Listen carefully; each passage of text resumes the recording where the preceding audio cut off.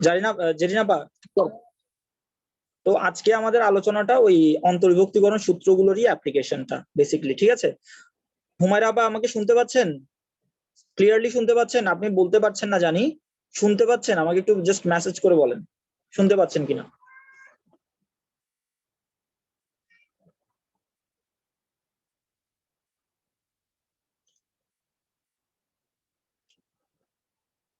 হুমায়রা আপা শুনতে পাচ্ছেন? তাহলে আমরা দেখুন ফার্স্টে বহিঃবিভক্তিকরণ যে সূত্রটা ছিল সেই সূত্র থেকেই আসছি। দেখুন সেটা হচ্ছে যদি আর পিকিউ এর সমদ্বিখণ্ডক হয়, আচ্ছা এটা না সূত্র, বেসিক্যালি এটা ছিল, সেটা হচ্ছে বহিঃবিভক্তিকরণ সূত্রটা কি ছিল, যদি আমি বলেছিলাম কি যদি একটা রেখা, যে কোনো একটা রেখা যদি একটা নির্দিষ্ট বিন্দুতে ভাগ করে, ধরেন পিকিউ একটা রেখা, সেটা ধরেন আর বিন্দুতে ছেদ করেছে, ঠিক আছে, আর বিন্দুতে ছেদ করেছে, তাহলে সেই ক্ষেত্রে তার মানে আর আর বিন্দুতে ধরেন m/n অনুপাতে তাদেরকে ভাগ করা হয়েছে, ধরেন এটা যদি m হয় এটা ধরেন n, ঠিক আছে, m/n অনুপাতে ধরেন বিভক্ত হয়েছে, তাহলে সেই ক্ষেত্রে তাদের স্থানাঙ্ক, এই বিন্দুটার স্থানাঙ্ক তাহলে কত, এই বিন্দুটার স্থানাঙ্ক কত সেটা আমাদের বের করতে হবে। তাহলে সেটার জন্য বলে সূত্র কি ছিল, সবাই একটু দেখুন, সূত্রটা ছিল m1x2 plus m2x1 by m1 plus m2, m2y1 plus m1y2 by m1 plus m2, সূত্র কিন্তু এটাই ছিল। তাহলে এটা সহজে আমরা কিভাবে মনে রাখবো, দেখেন এম এম সরি আমাদের বিশেষত মানে ওই এম আর এন এ ভাগ হয়েছে, তো মানে m1 আর m2 তে ভাগ হয়েছে, আমরা ধরে নিচ্ছি যে m1 এবং m2 তে ভাগ হয়েছে তারা। তাহলে দেখেন প্রথম অনুপাত দ্বিতীয় ভুজ প্লাস দ্বিতীয় অনুপাত প্রথম ভুজ, এভাবে করে মনে রাখবো, প্রথম অনুপাত দ্বিতীয় ভুজ প্লাস দ্বিতীয় অনুপাত প্রথম ভুজ। এখানেও বিষয়টা সেম, দ্বিতীয় অনুপাত, একই জিনিস, আপনি এটাকে চাইলে প্রথম অনুপাত দ্বিতীয় কোটিও লিখতে পারেন, প্রথম অনুপাত দ্বিতীয় কোটি প্লাস দ্বিতীয় অনুপাত প্রথম কোটি, মানে এখানে যদি প্রথমটা হয় তার সাথে দ্বিতীয়টা হবে, প্রথমটার সাথে দ্বিতীয়টা হবে, ঠিক আছে, বিষয়টা এরকম, ঠিক আছে। আর বহিঃবিভক্তিকরণ সূত্রের মধ্যে কি বলেছিলাম, শুধুমাত্র প্লাস যেখানে থাকবে সেই জায়গায় মাইনাস হবে, যেখানে প্লাস থাকবে সেই সব জায়গায় মাইনাস হয়ে যাবে, ঠিক আছে, এগুলো তো গত ক্লাসে বলেছিলাম। তারপর যে কোনো বিন্দু, একটা ত্রিভুজের যদি ভরকেন্দ্র জি হয়, তাহলে জি এর স্থানাঙ্ক কিভাবে করে নির্ণয় করা হবে, ভরকেন্দ্রের স্থানাঙ্ক x1 x2 x3 বা x1 x2 x3/3 y1 y2 y3/3, ঠিক আছে, সূত্র এগুলো ছিল ভরকেন্দ্রের। আজকে আমরা সামনে থেকে আজকের পড়া থেকে স্টার্ট করছি, সেটা হচ্ছে আজকের পড়া। দেখুন এখানে একটা অনুসিদ্ধান্ত আপনাদের বলতে হবে, অনুসিদ্ধান্ত না বলে আমরা ডিরেক্ট ম্যাথসে চলে যেতে পারবো না। হুমায়রা আপা কি আমাকে শুনতে পাচ্ছেন? যদি শুনতে পান আমাকে একটু মেসেজ করে জানাবেন, ঠিক আছে? না জরুরি কথা না, ওই দিন গতকাল ক্লাসে সূত্র নিয়ে আলোচনা করে ফেলেছিলাম, আজকে আমরা ম্যাথস করব, ঠিক আছে। দেখুন ধরি তো ইতমাম ভাই যদি ইয়ে হয় আগের ক্লাসটা একটু দেখে নিবেন, হ্যাঁ জাস্ট আগের ক্লাসটাই দেখে নিলে হবে, এই ক্লাস থেকে আপনি এটা করতে পারবেন, আগের ক্লাসে এটার বেসিকটা আছে আর কি, ঠিক আছে। হুম, হ্যাঁ এইচএসসি, আজকে এইচএসসি, আপনাদের শুক্রবারের পর থেকে এসএসসি স্টার্ট করব। দেখেন পি মনে করি আচ্ছা ধরি পি x1 y1 আর একটা হচ্ছে কিউ x2 y2, বিন্দুদ্বয়ের সংযোজক রেখাংশ যদি আর বিন্দুতে k:1 অনুপাতে অন্তর্বিভক্ত হয়, তাহলে আমাদের নিয়মটা হবে এটা, মানে সূত্রটা হবে এটা, মনে থাকবে? আমি আবার বলছি, ধরেন পি হচ্ছে একটা বিন্দু যেটা কিনা x1 y1, কিউ আর একটা বিন্দু x2 y2, এই বিন্দুদ্বয়ের সংযোগ রেখাংশ যদি আর বিন্দুতে মিলিত হয়, আপনাকে যদি সেটার অনুপাত নির্ণয় করতে বলে, ঠিক আছে, সবসময় আপনি k:1 আপনি সব সময় ধরে নিবেন, যদি আপনাকে কোন একটা জিনিস ধরেন অনুপাত দেওয়া আছে, আপনাকে স্থানাঙ্ক বের করতে বলেছে, তখন আপনি স্থানাঙ্ক ধরবেন x, y। আর যদি স্থানাঙ্ক দেওয়া থাকে, আমি আবার বলছি স্থানাঙ্ক যদি দেওয়া থাকে তার থেকে যদি অনুপাত কখনো বের করতে বলে, তাহলে আপনি লিখবেন সব সময় k:1 অনুপাতে বিভক্ত হয়, ঠিক আছে, কারণ k এর অনুপাত যদি ভগ্নাংশে আসে সেটা পরবর্তীতে আপনি সরল অনুপাতে নিয়ে যেতে পারবেন, তাই আমরা এখানের ঘরটা ইচ্ছে করে 1 রেখে দিই। আমরা তাহলে কি বলছি, আমরা সবসময় মনে করব যে কি k:1 অনুপাতে বিভক্ত হয়, সব সময়ের জন্য যখনই অনুপাত বের করতে বলবে সেই অনুপাতটাকে আমরা k:1 ধরবো, বা k:1 ধরতে পারি, m:1 ধরতে পারি, l:1 ধরতে পারি, আপনার ইচ্ছা, তবে এই জায়গায় 1 একটা ধ্রুবক থাকা ফিক্সড, k:1। আচ্ছা তাহলে সেই ক্ষেত্রে অনুপাতটা কি হবে দেখেন, x এর মানটা হবে ওই যে বলেছিলাম ওই যে বলেছিলাম অনুপাতের মানগুলো এই যে কে এখানে লিখে দিবেন, প্লাস চিহ্ন দিয়ে 1 কে এখানে লিখে দিবেন। কে তো অনুপাতের প্রথম অংশ ছিল, তার সাথে ওই এর দ্বিতীয় মানটা বসবে, প্লাস অনুপাতের দ্বিতীয় অংশের সাথে এটা প্রথম মানটা বসবে, অনুপাত দুইটা লাস্টে যোগ হবে। এখানেও সূত্রটা একই থাকবে। ঠিক আছে, আমরা সবচেয়ে ভালো হয় যদি এক্সাম্পলে চলে আসি, এক্সাম্পলে আসলে আপনি আরো ভালো বুঝবেন। এরপর থেকে দেখেন, এখন থেকে ম্যাথস স্টার্ট হচ্ছে। ধরেন 7,7, এখন আমি আপনাদের উপর কোনো বেশি প্রেসারও দিতে পারবো না, তার কারণ হচ্ছে আপনাদের এসএসসি পরীক্ষা আছে ভাই। এসএসসি পরীক্ষা জীবনের অনেক স্মরণীয় একটা জিনিস। যাই কিছু করেন, যাই কিছু পাপ করেন না কেন, এসএসসি সাথে কোনো রিস্ক নেওয়াটা আসলে উচিত না। তাই আমি আপনাদের অল্প স্বল্প অঙ্ক করাবো, অল্প স্বল্প অঙ্ক করিয়ে চ্যাপ্টার যতটুকু শেষ হয়। ঠিক আছে, মানে টাচে যেন থাকে, একদম ডিটাচ হয়ে না যায়, 1 মাস ধরে যা কষ্ট করেছে ওটা যেন একদম বিফল না হয়। ঠিক আছে, অল্প অল্প করে পড়াবো প্রয়োজনে, তারপরে পড়ার ল্যাংটা বজায় থাকুক, খুব প্রেসার দিব না পরীক্ষা পর্যন্ত। পরীক্ষার পরে কিন্তু ফুল প্রেসারে চলে আসবে, মনে রাখেন। আচ্ছা, এটা হচ্ছে 7,7 এবং -5, -10, এই দুটা বিন্দু। প্রশ্নটা একটু মনোযোগ দিয়ে বোঝার চেষ্টা করব। 7,7 এবং -5, -10 বিন্দু দুইটির, আজকে আপনাদের এই চ্যাপ্টারটার পিডিএফ দিয়ে দিব, আপনাদের সম্পূর্ণ চ্যাপ্টারটার পিডিএফ। 7, -7 এবং -5, -10 বিন্দু দুইটির সংযোজক রেখাংশ এক্স অক্ষকে যে অনুপাতে ছেদ করে তা নির্ণয় করো। ওকে, ছেদ বিন্দুর ভুজ নির্ণয় করো। ঠিক আছে, প্রশ্ন হচ্ছে এটা, অ্যান্সার এখান থেকে স্টার্ট। আচ্ছা, তাহলে আমাকে প্রশ্নের মধ্যে কি বলেছে আমরা আরেকবার পড়ে তারপরে আপনাদের কাছে প্রশ্নটা একটু উইয়ার্ড টাইপের লাগবে, খুব স্বাভাবিক ব্যাপার। না, যা যা লিখেছি সেটা নোটটা আমি ক্লাসের পরপরই প্রোভাইড করে দিব আপনাদের, সেটার জন্য টেনশন নাই। আমি বলেছি যে আপনাদেরকে এটা দিয়ে দিব, কি বলে, ওই সম্পূর্ণ চ্যাপ্টারটার পিডিএফ দিয়ে দিব, একদম শুরু থেকে শেষ পর্যন্ত। একটা বইয়ে যেরকম চ্যাপ্টার থাকে ওটা সম্পূর্ণ পিডিএফটা দিয়ে দিব ওই চ্যাপ্টারের। আচ্ছা, তাহলে দেখেন, এজ ইউজুয়ালি আমাদের প্রশ্ন তুলে তুলে অঙ্ক করাই। এখন বিষয়টা দেখুন, আপনাকে প্রশ্নটা আমি আরেকবার পড়ছি। এই দুটো বিন্দু দেওয়া আছে, এই দুটা বিন্দুর জন্য যে সংযোজক রেখাংশটা হবে, সেই সংযোজক রেখাংশটাকে এক্স অক্ষ একটা নির্দিষ্ট অনুপাতে ভাগ করে। আমি কোন অনুপাতে ভাগ করেছে সেটা আমি জানি না, মানে এই যে ধরেন এরকম একটা স্থানাঙ্কের উপর একটা রেখা আঁকা হলো, এই এক্স অক্ষটাই এই রেখাটাকে দুইটা অংশে ভাগ করে দিয়েছে, এই এক্স অক্ষটাই রেখাটাকে দুইটা অংশে ভাগ করে দিয়েছে। ঠিক আছে, এখন ওই ছেদকারী ভুজটা নির্ণয় করতে হবে, এটা পরে। আগে যে অনুপাতে ভাগ করেছে, এই রেখাটাকে কতটুকু কত অনুপাতে ভাগ করেছে সেটা তো আমি জানি না, তাহলে সেটা আমাদের বের করতে হবে। তাহলে দেখুন, মনে করি প্রদত্ত বিন্দুদ্বয়ের সংযোজক রেখা, ওই যে বলেছিলাম যদি অনুপাত উজ্জ থাকে, অনুপাত যদি দেওয়া না থাকে তাহলে আমরা কি করব, সেই ক্ষেত্রে অনুপাতটাকে ধরে নিব। সেই অনুপাতটা কি হবে, the most popular k:1, k:1 অনুপাতে অন্তর্বিভক্ত হয়। তো এখন ওই অনুপাতে অন্তর্বিভক্ত যে বিন্দুতে k:1 অনুপাতে অন্তর্বিভক্ত হয় সেই বিন্দুর স্থানাঙ্ক দেখে নির্ণয় করতেছি। আমি আবার বলছি, যে বিন্দুতে k:1 অন্তর্বিভক্ত হয়েছে, মানে ধরেন এই বিন্দুতেই তো ছেদ করেছে, আমাদের এই বিন্দুর স্থানাঙ্কটা প্রয়োজন। এই বিন্দুর স্থানাঙ্কটা কত সেটা প্রয়োজন, এই বিন্দুতেই ছেদ হয়েছে। তাহলে দেখেন সেই স্থানাঙ্কটা বের করার সিস্টেম কি। সিস্টেম হলো ওই যে একটু আগে দেখিয়েছিলাম, এটা কি প্রথম অনুপাতের, এটা হচ্ছে প্রথম, এটা হচ্ছে দ্বিতীয়। আমি আবার বলছি, অনুপাতের মধ্যে কে হচ্ছে প্রথম, 1 হচ্ছে দ্বিতীয়। তাহলে দেখেন k+1, যদি না বুঝেন আমি আরেকটু ক্লিয়ার করে বলি, দাঁড়ান, এটা কিভাবে এসেছে সেটা বলছি। আমি ধরে নিচ্ছি আপনারা কিছুই বুঝতে পারছেন না, সেই সিস্টেমেই আমি আপনাদেরকে পড়াচ্ছি। সেটা হচ্ছে আপনাকে বলেছে কি, দেখেন বিন্দু হচ্ছে 7,7, আর একটা হলো -5, -10।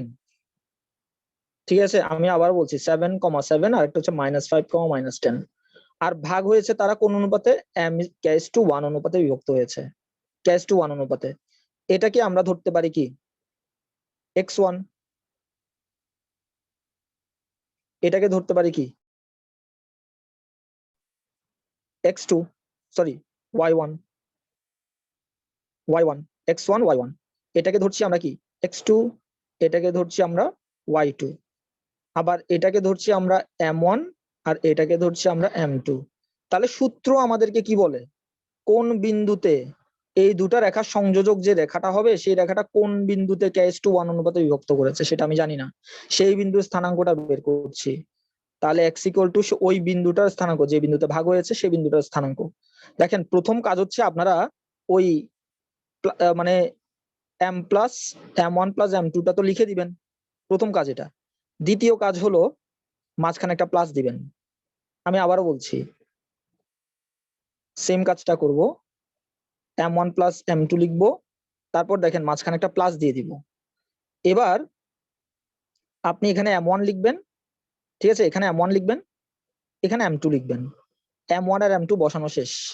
তারপর m1 যেহেতু বসছে এখানে, এখানে হবে কি x2, এখানে যেহেতু m2 বসেছে সেহেতু এখানে হবে x1। এখানেও সেম, প্লাস দিয়ে দেওয়ার পরই আপনি m1 আর m2 কে লিখে ফেলবেন। তারপর এখানে আপনি দেবেন y2, এখানে দিবেন আপনি y1। তাহলে এখন এটার সাথে একটু সাজাই তো বিষয়টাকে কিভাবে করে লিখেছিলাম। দেখেন প্লাস, সরি, মানটা লিখি, k+1 লিখবো এখানে, ঠিক আছে। m1 আর m2 মানে কি k+1। তারপর ওই যে kটাকে বসিয়ে দিচ্ছি, a প্লাস m2 মানে কত 1টাকে বসিয়ে দিলাম। এবার আমাদের x2 কে বসাতে হবে। বলেন x2 সমান কত? -5। x2 মানে হচ্ছে -5, আর x1 মানে কত 7। তাহলে এটার সাথে 7 গুণ। তাহলে আমরা যে রাশিটা পাচ্ছি দেখুন তো, -5k + 7k+1। এখানেও যদি আমরা কাজটা করি, y এর মানটা যদি বের করি, তাহলে m+n মানে কত k+1, m1 এর মান হচ্ছে k প্লাস m2 এর মান হচ্ছে 1। তো এখানে কত বসাবো? y2 কে, মানে এই মানটাকে বসাবো -10, আর এখানে y1 কে বসাবো, y1 এর মান কত 7, ঠিক আছে, এই যে 7। তাহলে মানটা কত দাঁড়াচ্ছে? k+1, এটা দাঁড়াচ্ছে -10k+7। এটাই হচ্ছে আমার মান। এই দেখেন আসছে, এই একই জিনিসটা আসছে। কিভাবে পাইছি, কিভাবে করে মানটা বসালে ভুল হবে না, জিনিসটা বুঝতে পারছেন? প্রথমে আপনি অনুপাতগুলো প্লাস আকারে লিখে দিবেন, সাথে সাথে এই চিহ্নটাকে বসিয়ে দিবেন। চিহ্নটাকে বসানোর পরে m2টাকে বসাই দিবেন দুই পাশে, m1 m2 m1 m2। তারপর ওই এক্স এর মানগুলো হিসাব করে করে বসাবেন, এক্স এবং ওয়াই এর মানগুলো হিসাব করে করে বসাবেন এভাবে। বলেন এতটুকু পর্যন্ত প্রথম 2 লাইনে কারো কোনো সমস্যা আছে? এটা নতুন চ্যাপ্টারের নতুন অঙ্ক, তাই সমস্যা থাকতে পারে। বুঝছেন কিনা বলেন, কারো সমস্যা আছে কিনা বলেন। ওই k:1 টা কিভাবে আছে আসবে? সমস্যা? দেখেন আপনি বলছেন যে k:1 কিভাবে। দেখেন যদি কোনো সমীকরণের মধ্যে, যদি কোনো ম্যাথস এর মধ্যে আপনাকে অনুপাতটা কি, মানে কত অনুপাতে তারা ভাগ হয়েছে সেটা যদি বলে না দেয়, তাহলে আপনার নিচ থেকে অনুপাত ধরতে হবে। সেই অনুপাতটাকে আপনি অলওয়েজ লিখবেন k+k:1। কথাটা ক্লিয়ার? ধরি হ্যাঁ, প্রদত্ত অনুপাতের সংযোজক রেখাংশকে k:1 অনুপাতে বিভক্ত করে, ঠিক আছে। তো k:1 অনুপাতে কে বিভক্ত হয়েছে? এই দুটা বিন্দুর সংযোগকারী রেখাটা, ওই রেখাটাই মাঝখানে, মাঝখানে বলতে ওই রেখাটার মধ্যেই যে কোনো একটা বিন্দুতে ভাগ হয়েছে। এখন যে বিন্দুতে ভাগ হয়েছে তার স্থানাঙ্ক হচ্ছে এরা। ক্লিয়ার? ওই সূত্র বসিয়েছি শুধুমাত্র। ওকে, হ্যাঁ বুঝছি। আচ্ছা, বাসায় প্র্যাকটিস করতে হবে কিন্তু, একদম মাথা থেকে ছুটে যাবে, একদম 100% বলতেছি, ছুটে যাবে এগুলা। তারপর এখন দেখেন বিন্দু তো পেয়ে গেছি, কিন্তু সমস্যাটা কোথায় জানেন? সমস্যাটা হলো এই, আমাকে বলেছে এটা কোনো এক্সট্রাঅর্ডিনারি কোনো বিন্দু ছেদ করে না, এটাকে এক্স অক্ষ ছেদ করেছে। এদের সংযোগকারী রেখাটাকে এক্স অক্ষ ছেদ করেছে। তাহলে বলেন তো কোনো একটা অক্ষে, যদি কোনো একটা রেখাকে যদি এক্স অক্ষ ছেদ করে থাকে লিটারেলি, তাহলে সেখানে বলেন তো ওয়াই এর মানটা 0 হয়ে যাবে না? কোটি 0 হয়ে যাবে কিনা বলেন, যদি এই রেখাটাকে এক্স অক্ষই ছেদ করে থাকে, ঠিক আছে। তাহলে তো এক্স এর মান তো 0 হবে।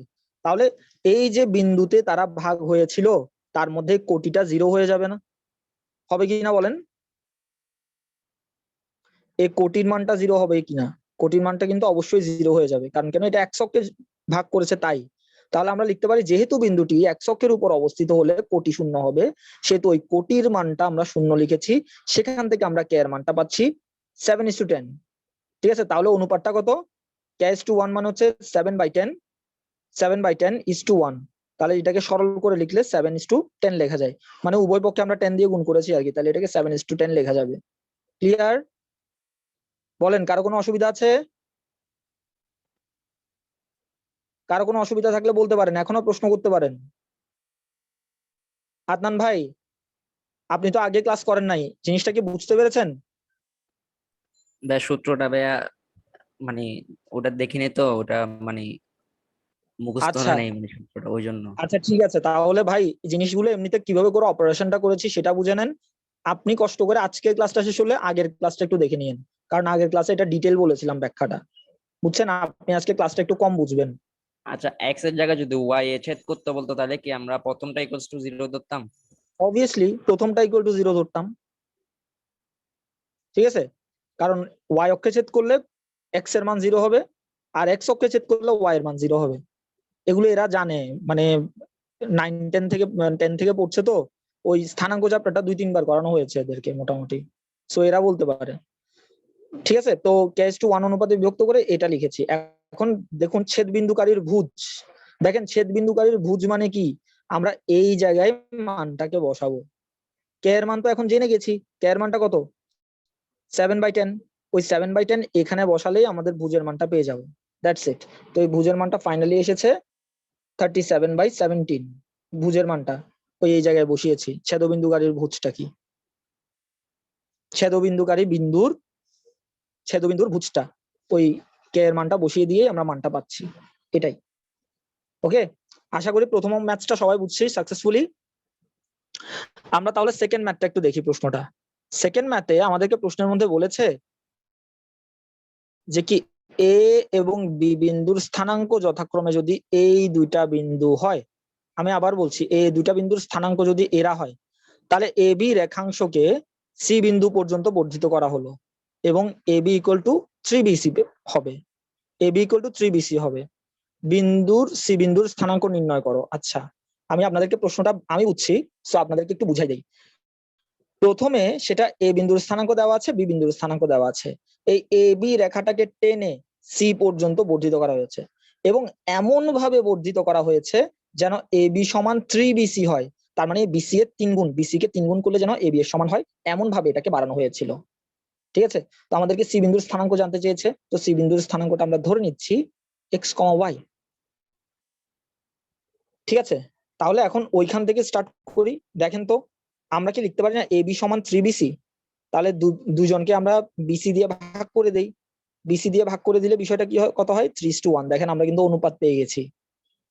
তাহলে এটা কার অনুপাত পেয়েছি, এ বি টু বিসি এর অনুপাত পেয়েছি। একটু চিত্রে দেখি তো, এ বি টু বিসি এর মান, দেখেন এ বি এর মান পেয়েছি আমরা 3, এই যে এ বি এর মান পেয়েছি 3 আর বিসি এর মান পেয়েছি 1।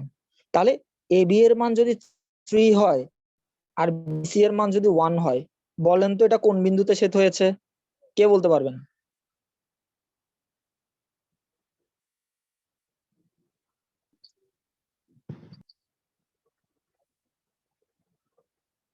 কে বলতে পারবেন? স্যার কোশ্চেনটা একটু আবার করবেন? এ বি এর মান যদি 3 হয় আর বিসি এর মান যদি 1 হয়, তাহলে বিন্দুটা লিটারালি কোন বিন্দুতে ছেদ হয়েছে?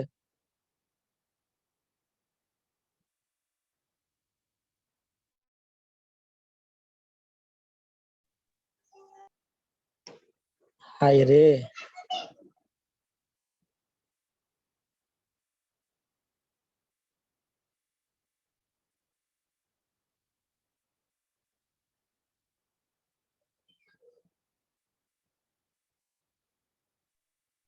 হ্যালো, হ্যাঁ কেউ বলতে পারবেন না? হায় হায় হায় হায় হায় হায়। বি আচ্ছা, বিন্দুটা কোথায় সেটা আরে না, আপনাদেরকে অ্যান্সার বলতে বলি হ্যালো, না, আমি জাস্ট বললাম যে কোন বিন্দুতে ছেদ হয়েছে। দাঁড়ান, কি বলছেন? বিন্দুটা আর কি? হ্যাঁ অন্তর্বিভক্ত, অন্তর্বিভক্ত অবশ্যই। এ বি এর মান জানি, বিসি এর মান জানি, কোন বিন্দুতে ছেদ হয়েছে, খুব ইজি একটা অ্যান্সার। হায় রে, বি বিন্দুতে। বি বিন্দুতে না, এক্স্যাক্টলি আপনি বি বলছেন না বিন্দুতে, বি বিন্দুতে হবে। বি ওটাই তো বিন্দুতে ছেদ হয়েছে। হ্যাঁ, দেখেন এ বি রেখাটা যদি দেখেন, এটা অ্যাকচুয়ালি আমাদেরকে কোনো অনুপাত বলে দেয় নাই তো, তা আমরা অনুপাতটা এটার মাধ্যমে বের করে নিয়েছি। আমাদেরকে যে সম্পর্কটা দিয়েছে ওই সম্পর্কের মধ্যে আমি সবাইকে বিসি দিয়ে ভাগ করেছি। তো AB by BC, AB by BC, এখানে চিত্র থেকে আপনাকে বলতে হবে যে কোন বিন্দুতে ভাগ হয়েছে। সেটা এ বি এর অংশ হচ্ছে 3 আর বিসি এর অংশ হচ্ছে 1, তার মানে সেটা বি বিন্দুতে ভাগ হয়েছে। ঠিক আছে, ওকে। না আমি শুনি নাই কারোটা, লিখে বলবেন তো। কিন্তু এসি কে তাহলে এসি রেখাংশকে 3:1 অনুপাতে অন্তর্বিভক্ত করে। দেখেন এখন সম্পূর্ণ এসি রেখা যদি হিসাব করেন তাহলে সেটা 3:1 অনুপাতে অন্তর্বিভক্ত হয়েছে। দেখেন আপনি যদি চান তাহলে এটাকে বহির্বিভক্ত ধরেও কিন্তু করতে পারবেন, মানে আপনি যদি চান আর কি যেটা করবেন ইয়ে দিয়ে বহির্বিভক্ত ধরে করবেন তাও করতে পারেন, কোনো সমস্যা নেই। আমি অন্তর্বিভক্তি দিয়েও করছি কারণ আমার অন্তর্বিভক্তি সূত্রটা একটু সহজ লাগে কম্পারেটিভলি। এখন তাহলে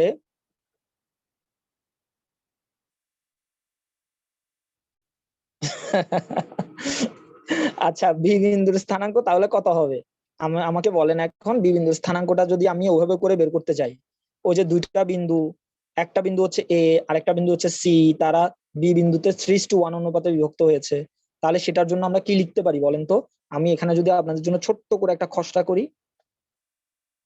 ওই যে নিয়মটা শেখানোর জন্য বলে বলছি, শুধুমাত্র নিয়মটা। এই বি বিন্দুর ভুজটা বের করব, ভুজটা তো আমরা জানি 4, 4 সমান আমরা কি লিখতে পারি, এই 4 সমান কি লিখতে পারি? দেখেন এটা কিন্তু 3:1 অনুপাতে বিভক্ত হয়েছে, তাহলে আমরা এখানে লিখবো 3+1 ফার্স্টে।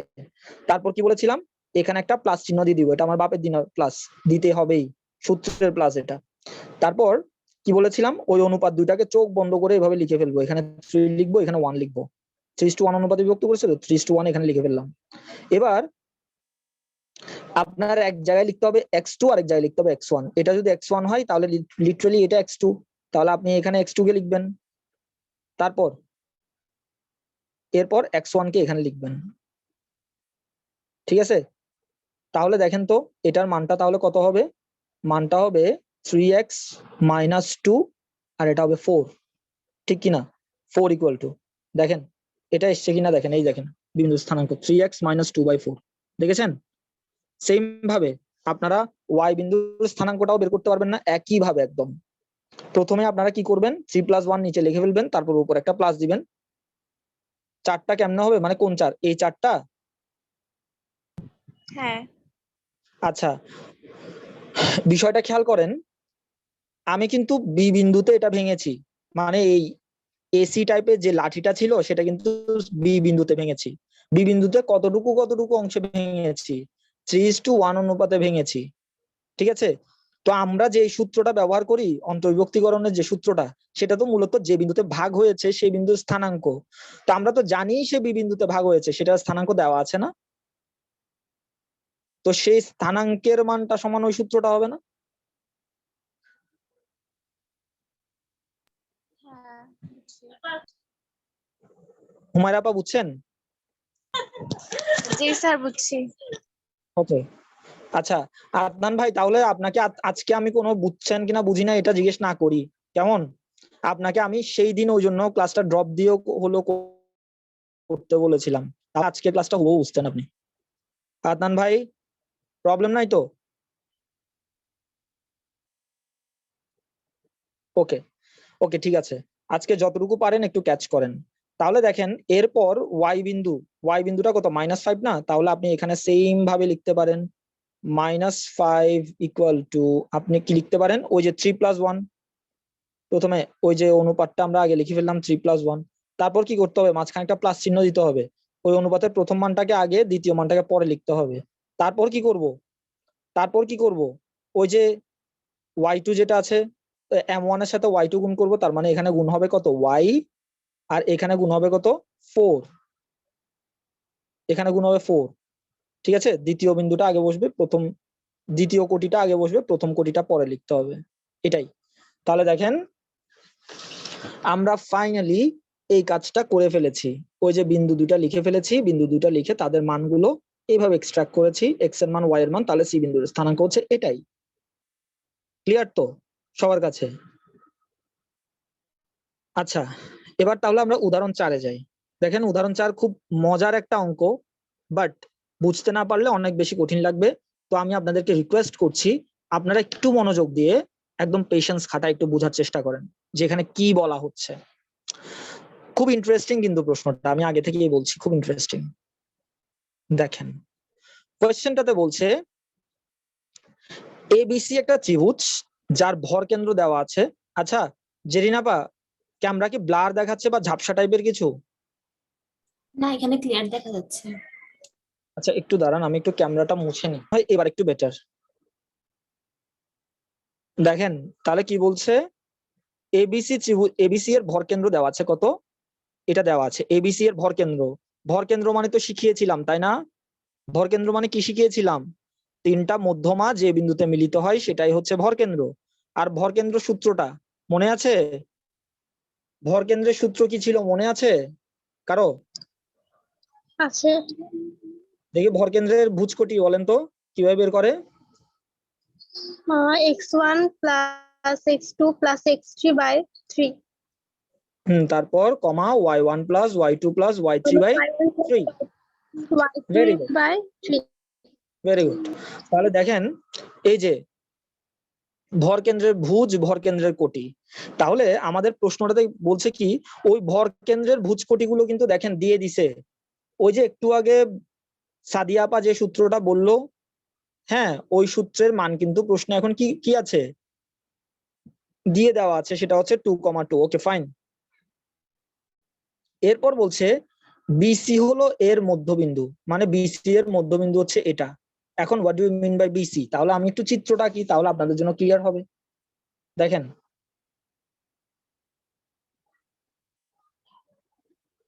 এই যে এটা হলো ত্রিভুজ,